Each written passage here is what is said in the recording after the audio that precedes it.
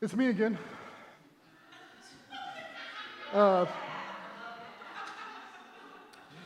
So where's my workaholics at? All right, a few hands. All right. Where are my people that have ever woken up thinking about their to-do list in the middle of the night? Okay. Where are those who have felt guilty and for being unproductive and for resting? Yeah.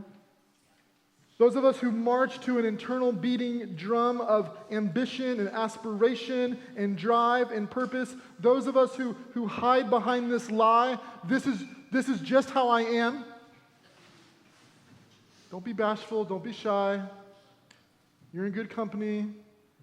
You're my people. We could be kinfolk. We could be cousins.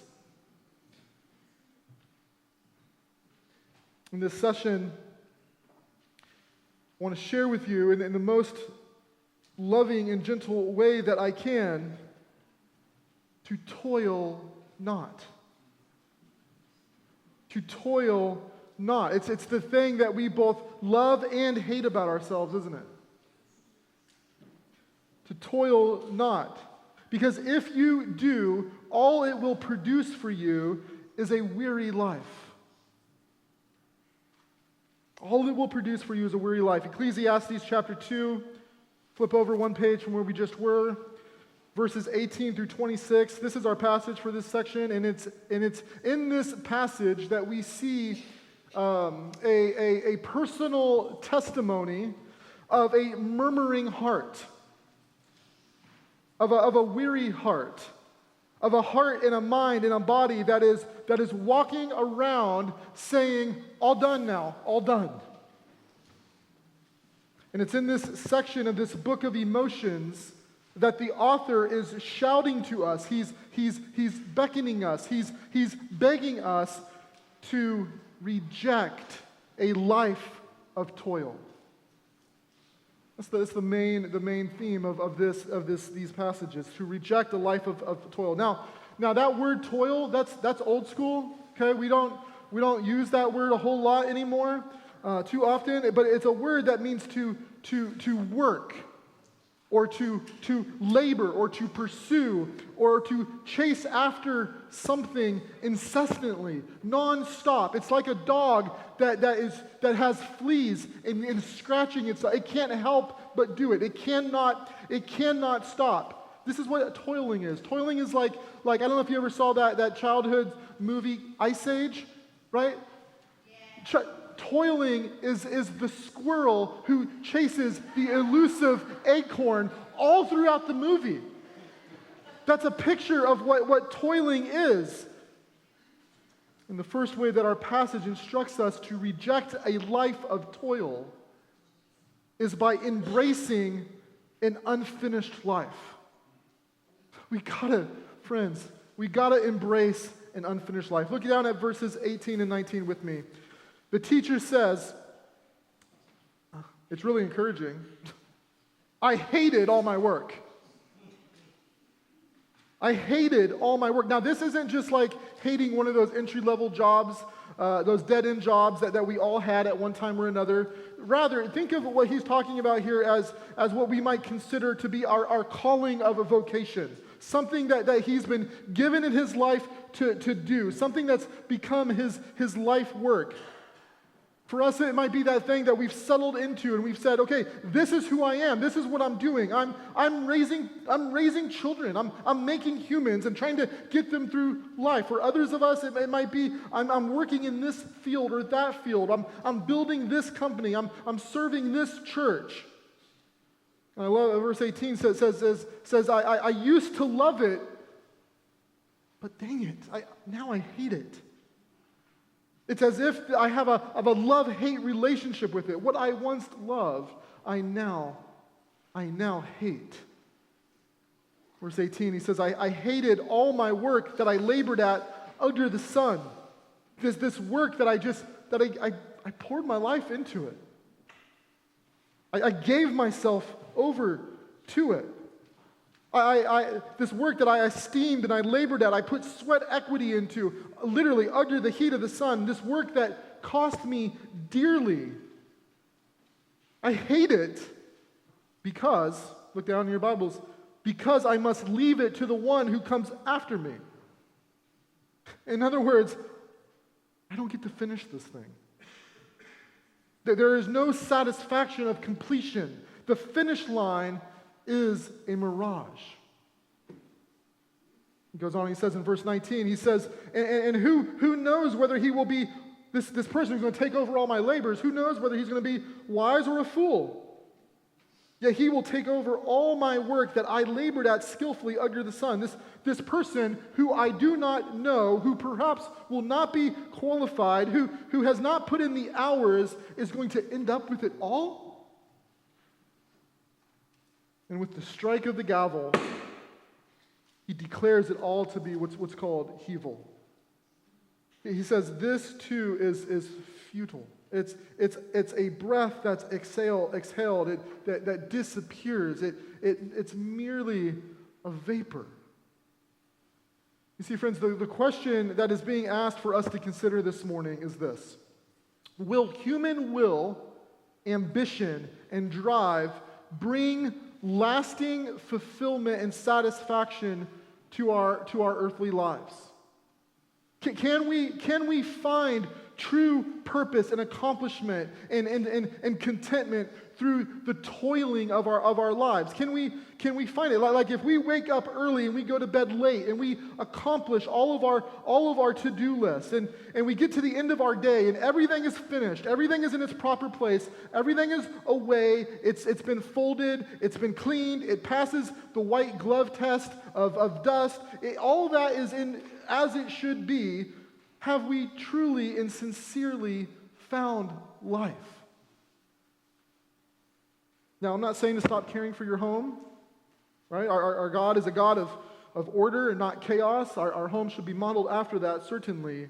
But what I am saying is that, and what the text is compelling us to understand this morning, is that we should be embracing the reality that our lives and our labors are a never-ending story.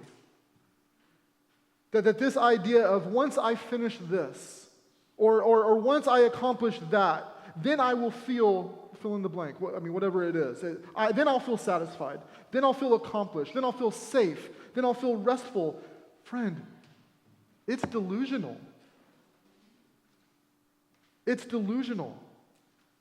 That's one of the main ringers of this book, that we are an empty tank that can never be satisfied by the objects or the relationships of this world.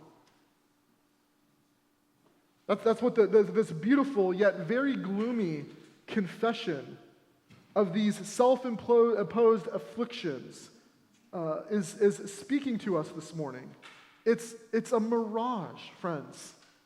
This idea that if you could just get your desk cleared off, if you could just get the tabs closed out, if you could just respond to all the emails, if you could just get caught up on the laundry or get this debt paid off or get into this type of relationship, then I will be satisfied.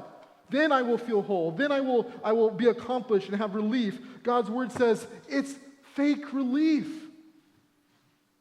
It's a false finish line.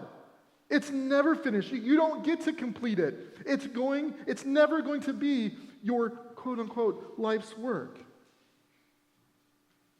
So what's it going to be then? It's going to be an unfinished life. So embrace it. Now clearly, like many of us do and probably are, would struggle with this idea, so does this teacher. He's having a hard time with this, and for good reason. He's asking the question, who's going to pick the baton up after me? What do I... Who do I entrust my efforts to? Are they skilled? Are they competent? Are they just going to burn my work to the ground? And it's here that we see the fear that produces our toiling. It's the beating drum of our disordered hearts. It's the fear of the unknown, the very source that keeps us scratching the itch, chasing the acorn. It's the uncertainty of life, of what comes next. What happens if I don't? What happens to my contribution? What happens to this thing that I've built my identity around and I measure my own personal worth by? Will it become meaningless? And the answer, friends, is a most certainly, yes, it will. We reject a life of toil by embracing the fact that we are all living unfinished lives. That we're going to leave behind unfinished lives. That the only one who gets to truly finish what he has started is the Lord. Not only must we embrace the unfinished life, but we also, here in verse 20 through 23, we see that we must pay attention to our inner life. We must pay attention to our inner life. In response to the first two verses, 18 and 19, the teacher now confesses some really ugly things to us. So some actually embarrassing things I think that probably we too often feel, but we don't really want anybody to know. Verse 20, he says, So I began to give myself over to despair. I sat down, I wrapped these fears and these insecurities around me like a blanket, and I just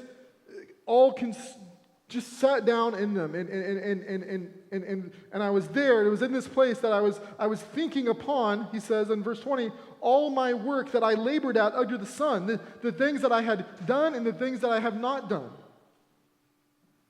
He goes on and he says, when there is a person whose work was done with wisdom, knowledge, and skill, and he must give his portion to a person who has not worked for it, this too is futile and a great wrong.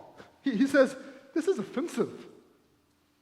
This is not only just like unfortunate, this is offensive.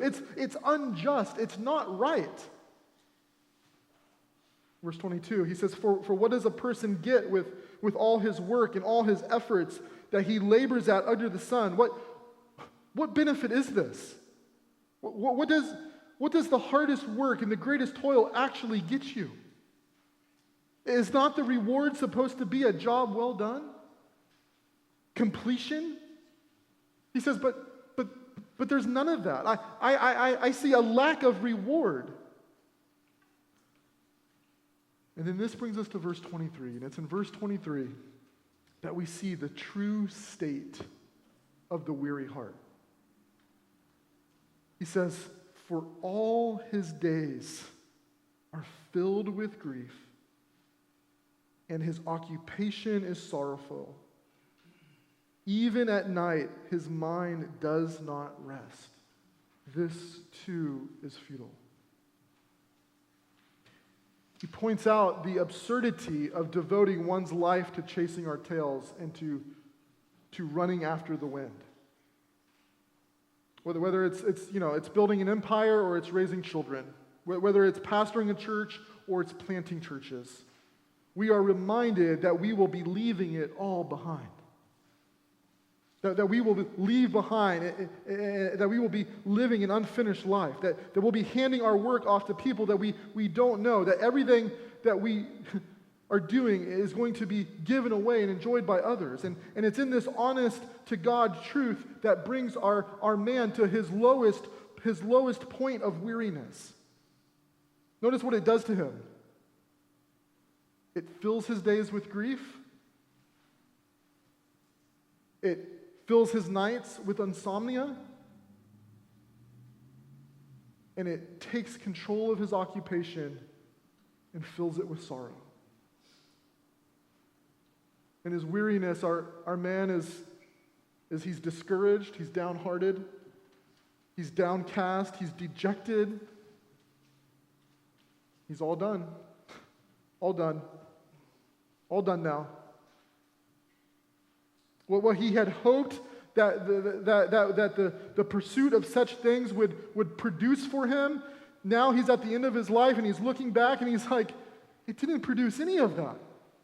And in fact, I gave up everything that truly mattered for the things that I thought mattered, and I was a fool. Now, I don't know how many of us this morning would call ourselves fools, but I wonder how many of us day in and day out are wrestling with living lives of disordered priorities. How many of us can identify with this looming feeling of impending regret? Like, I don't know what it is, but I know it's coming. Wishing that we just could take back some time to do things differently than the way that we're doing them now. I wonder if any of us ever feel like we're living under a blanket of discouragement and dejection. Wondering if talking to ourselves, murmuring, wondering, how long, O Lord, must I continue in this? Well, it's these intense feelings of our inner life that we see that God has given us for a great purpose. They serve us as warning lights on the dashboard of our heart and our mind and our body and our spirit. We have these feelings for the purpose of identifying them and then learning what to do with them. And in the last 3 verses of this short passage, we get the glimpse of God-infused hope for what feels like our hopeless situations. Our third and final instruction for rejecting a life of toil is to rebel against the hurried life.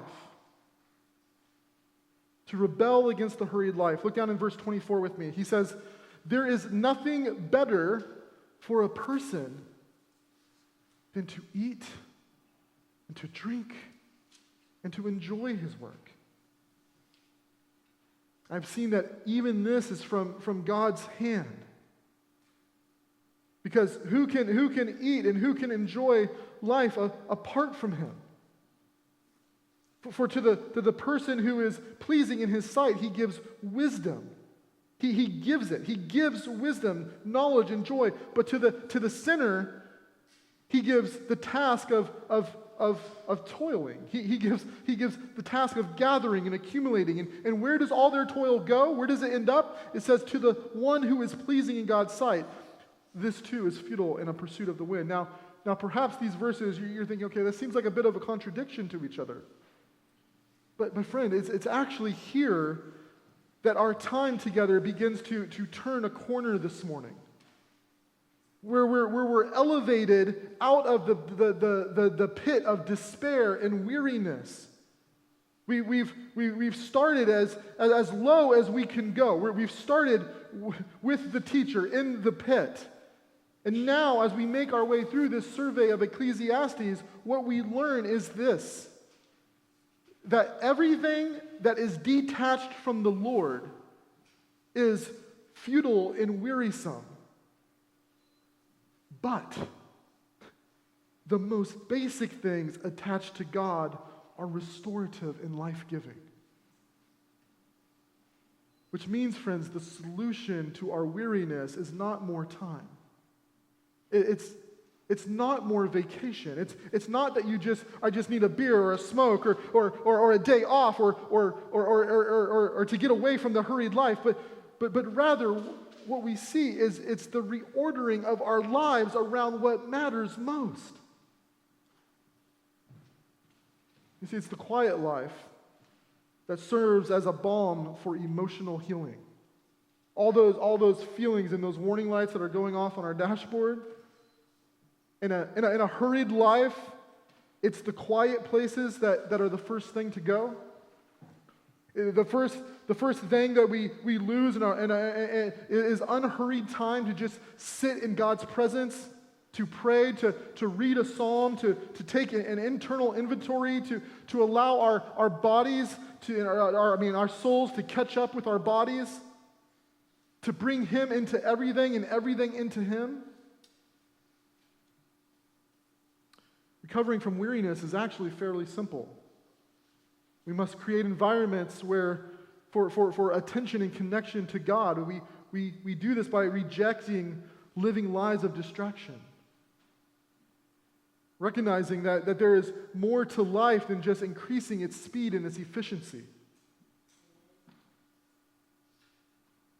And if this is true, then it's no wonder that my spirituality and my relationship with the Lord often feels shallow.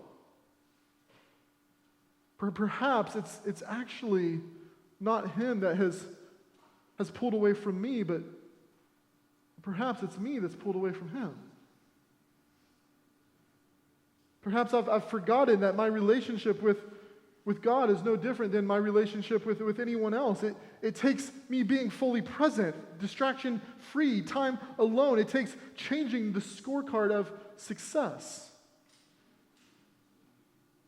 And this is what's beginning to happen in verses 23 and 26. The teacher is beginning to understand that it's God who is the one who gives gifts, and he is the one who gives the ability to enjoy gifts. But you see, when the teacher exploited the gifts of God independent or detached from God, he found that taking hold of them was like grabbing for the wind. He couldn't grab hold. They were elusive, which is a great warning for us. If we grab things, even good things, and neglect God in the pursuit of joy and pleasure, everything good in life will slip through our hands. But if we give thanks to the Father and we bring him into everything, walking with him shoulder to shoulder, being yoked to him, then friend, whatever we receive from him, whether it's food or drink or work, becomes a true gift from God that does not produce weariness, but it produces lasting joy. Oh, what a tragedy it would be to waste your life toiling. Friends, let us toil not, but find deep, abiding rest. Amen.